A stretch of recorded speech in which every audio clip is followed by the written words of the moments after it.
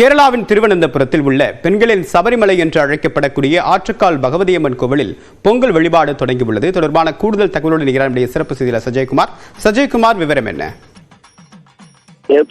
கேரளா மாநிலத்தில் திருவனந்தபுரத்தில் அமைந்துள்ள பெண்களின் சபரிமலை என அழைக்கப்படும் கின்னஸ் புத்தகத்தில் இடம்பெற்றுள்ள ஆற்றுக்கால் பகவதியம்மன் கோவில் பொங்கல் வழிபாடானது தற்போது துவங்கப்பட்டிருக்கிறது. முன்னதாக கோவில் தந்திரி ஸ்ரீகோவிலில் இருந்து தீபம் எடுத்து வந்து கோவில் முன் பகுதியில் அமைந்துள்ள பண்டார அடுப்பு என்ற பிரதான அடுப்பில் தீப்பற்ற வைத்த பின் நகரப்பகுதி முழுவதும் அமைக்கப்பட்டுள்ள, அதாவது மாநகராட்சியின் 20 கிலோமீட்டர் சுற்றளவில் லட்சக்கணக்கான பெண்கள் அமைக்கப்பட்டிருந்த அந்த அடுப்புகளில் தீப்பற்ற வைத்து தற்போது பொங்கல் வழிபாடானது துவங்கப்பட்டிருக்கிறது. இந்த கோயிலின் ஐதீகம் என்னவென்றால், கோவலன் இறந்த பிறகு கண்ணகி மதுரையை சுட்டரித்த பிறகு கோவத்துடன் மாலுலகம் செல்லும் வழியில் திருவனந்தபுரம் கிள்ளி ஆறின் கரையில் அவர் கண்ணகி ஓய்வெடுத்த பகுதி.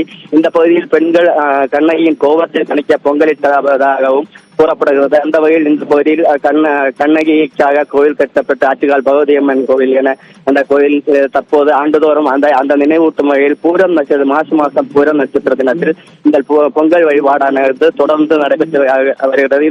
இந்த ஆண்டும் கடந்த 5ஆம் தேதி தொடங்கப்பட்ட விழா தற்போது இன்று சிகர நிகழ்வான பொங்கல் விழாவானது நடைபெற்று வருகிறது. மாநகரம் முழுவதும் சுமார் லட்சக்கணக்கான, அதாவது இந்த கோயிலை பொறுத்தவரையும் 1900 உங்களுடைய விரிவான தகவலுக்கு நன்றி சஜய்குமார்.